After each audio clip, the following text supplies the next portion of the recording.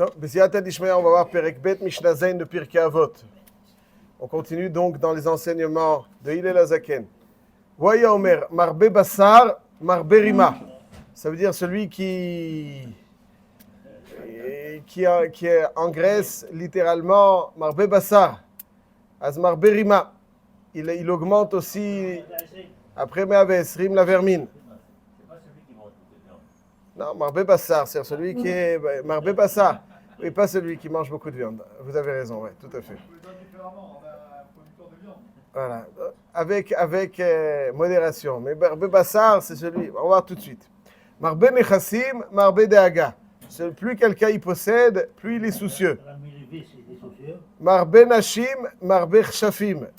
Plus il a de femmes, plus il a les chafim, ça veut dire il va faire face à des rivalités qui vont le contrarier. C'est ça le pshat chafim. Chacun il essaye de maudire l'autre et de la rivalité pour gagner le cœur du mari. Marbe shfachot, marbe zima. Plus il a de shfachot, plus en réalité il génère l'immoralité. Les shfachot, elles n'ont aucune dignité. Donc marbe zima. Marbe avadim, marbe gazel. Plus il a de avadim, plus il génère du vol. On connaît les avadim, ils n'ont pas non plus de dignité. Ils volent tout autour d'eux, ils volent chez lui. Ok, alors on va essayer de voir. Voilà. Qu'est-ce qu'il veut ici le Tana? Essayons de... Tout à fait, ouais, tout à fait. Donc c'est moutard, mais ça veut dire que dans l'excès, ça peut devenir... Voilà, alors là, ici, voilà, je vous propose le Meiri ici, le Meiri dit comme ça.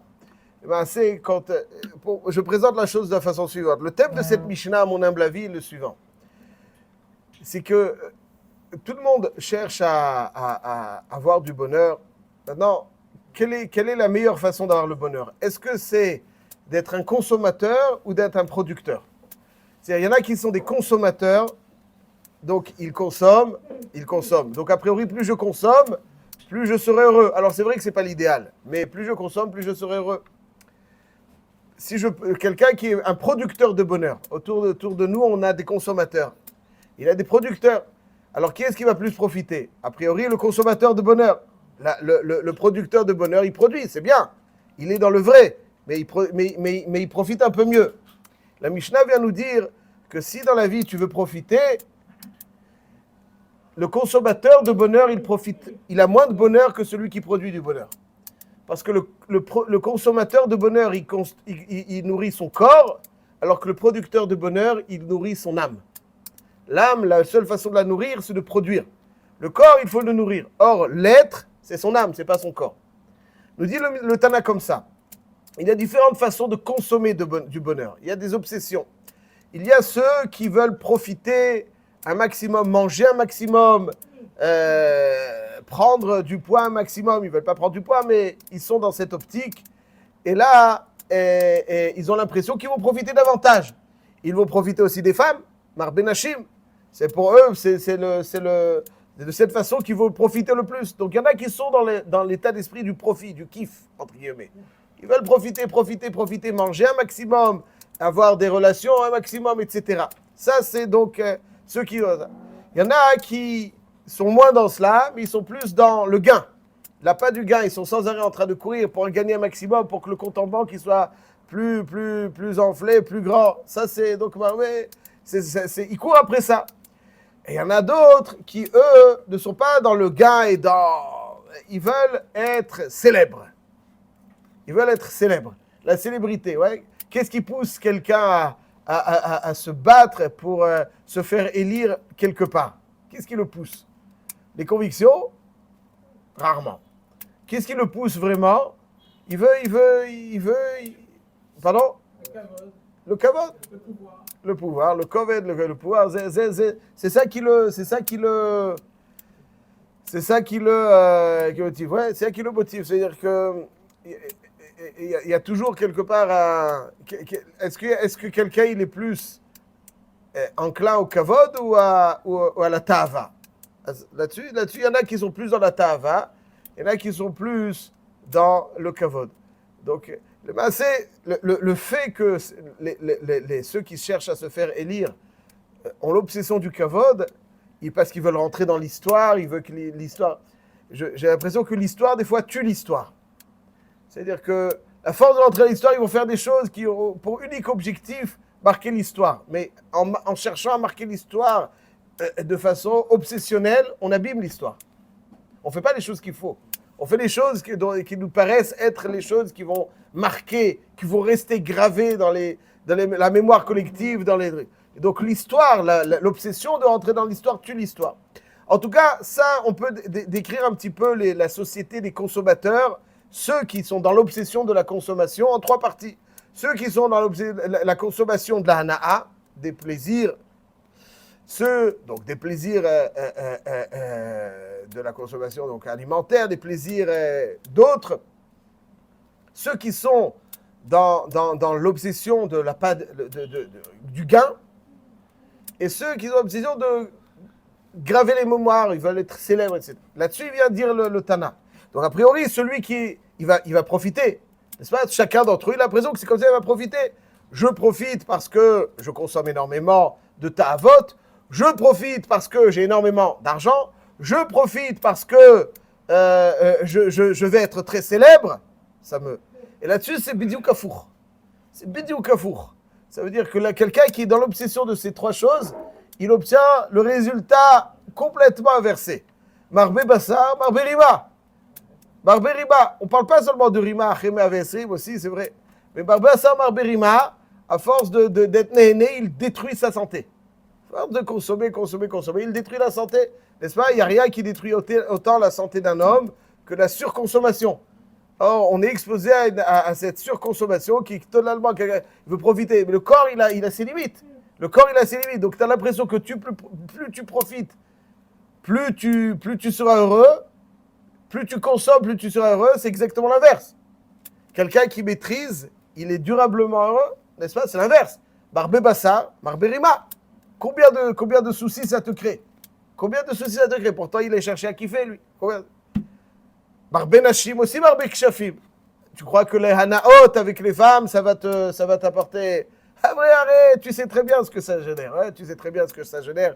Le tracas, quand il est marié avec plusieurs femmes, ils sont en train de se bagarrer sans arrêt et ils sont en train de faire des histoires. Et quand quelqu'un sait pas ses femmes, alors il sait très bien, le jour où ça se sait, il est cuit, il est grillé, personne ne le sait, il est grillé pour la vie. Tout ça, ralecha que tu vas profiter plus, hein, ralecha. C'est l'okar. Et tu vas te faire jeter, ta femme elle va te jeter. Après, tu vas être comme un petit gars tout seul, isolé, sans truc. Adam, l'homme, il a l'impression qu'il profite plus. C'est pas ça le profit. C'est pas comme ça. Marbe Bassar, Marbe Rima, Marbe Nashim, Marbe Kshafim. C'est quoi Kshafim? Kshafim, c'est les tracas. Les tracas c'est les tracas. T'as des tracas, t'as des soucis. Bon, en tout cas, c'est ça que le Tana nous dit ici. Après, celui qui a beaucoup d'argent. Oui, il a beaucoup d'argent. Il a moins faim, n'est-ce pas? Disons comme ça. Il a beaucoup moins d'argent. Mais c'est faux aussi. Marbe Nechassim, Marbe Dehaga. Donc, il a plus de soucis. Mais c'est pas seulement le souci. Le pshat, il a demandé à M. Cohen, est-ce que Rami Lévy, il a beaucoup de soucis? Vous en savez rien du tout. Moi non plus. Mais, hein? Voilà, il vous dit, il a été obligé de divorcer, etc. Vous savez que des fois, il y a des gens qui auraient été beaucoup... Je ne le connais pas, Rabbi Lévy, je connais son magasin, pas plus. Mais, et encore ça. Ouais, mais je veux vous dire, c'est que les gens, ils ont l'impression que plus ils posséderont, plus... En réalité, c'est... Marbe Nechassim, Marbe Dehaga. Ouais, Marbe Nechassim, Marbe Dehaga. Il y a des gens qui, s'ils n'avaient pas été riches, ils auraient été plus heureux dans leur vie. Au cher Shamour li Baalav les Raato. Le Persa, il est sûr qu'être riche, c'est le top du top. Moi, je suis certain. Il y en a qui savent gérer la richesse. Mais le Rov, ils ne savent pas gérer la richesse. Le Rov, c'est qu'être riche. Vous savez ce que ça veut dire être riche? C'est avoir une multitude de possibilités. Hein? Donc finalement, vous n'êtes jamais satisfait. Vous n'êtes pas encore allé sur l'île Maurice, ni aux îles Baléares. Ça existe, ça me dit quelque chose. Ouais, vous n'avez jamais été là. Et donc, et puis votre femme, elle n'est jamais à votre niveau, puisque vous êtes riche. Donc, vous êtes riche, etc., etc., etc., etc., etc., etc. Ouais, donc, Osher Shamour Libala Lerato. Quelqu'un, en général, être riche, pour 90% des gens, je vais peut-être exagérer, ils auraient été bien plus heureux s'ils avaient été ce qu'il faut.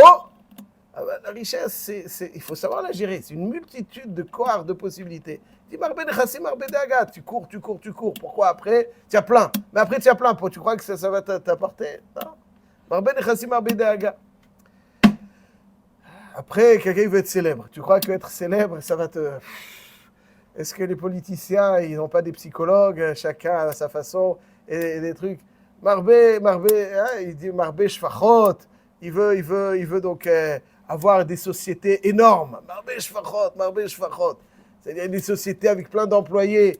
Et comme ça, il marque les esprits positivement. J'ai la société, j'ai telle et telle société. Telle et telle société. Après, tu sais bien, ici, il y a une fraude, ici, il y a quelque chose. Et ça, il y a ça, et ça. Marbé Zima, ça veut dire, au lieu de générer un bon schème, tu t'exposes, la moindre faille va être dessus de tous. Et ça, c'est ce que nous dit le Tana. Donc, ne te leurre pas que dans tout ce genre de choses, c'est ça. Ça, le taout du Adam. Le taout du Adam, c'est que ces choses les plus basiques. À 5 ans ou à 10 ans, il est sûr que plus il consommera, plus il sera heureux. Plus il possédera, plus il sera heureux. Plus il sera célèbre, plus il sera heureux.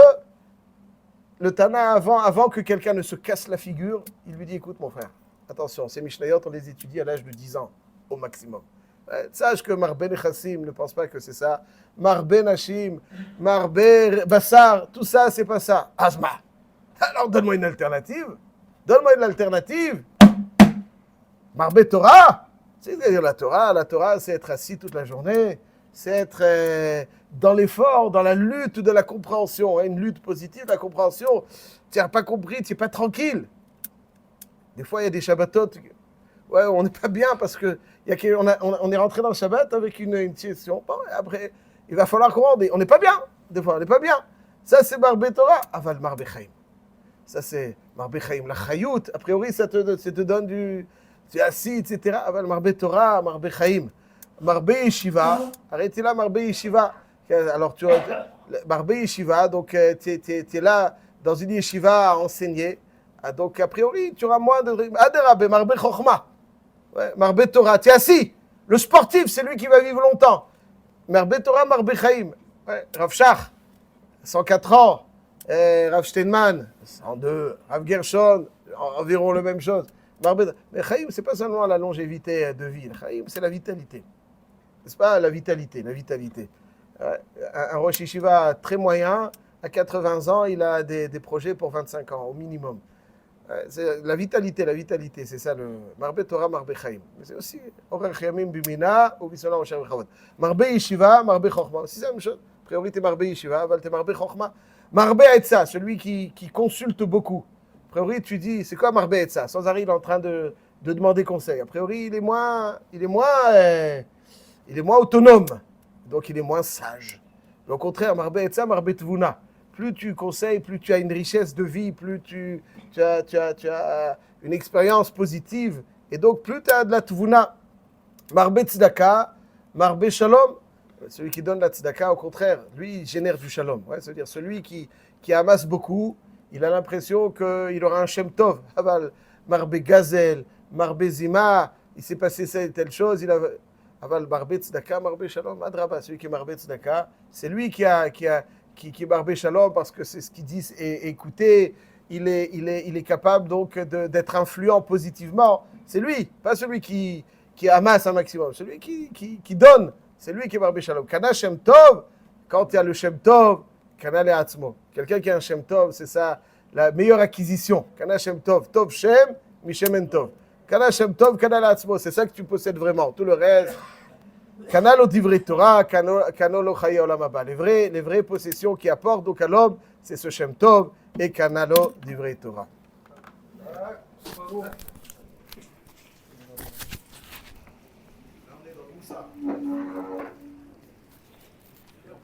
On peut faire autrement. Je ne peux pas faire autrement, on avait besoin.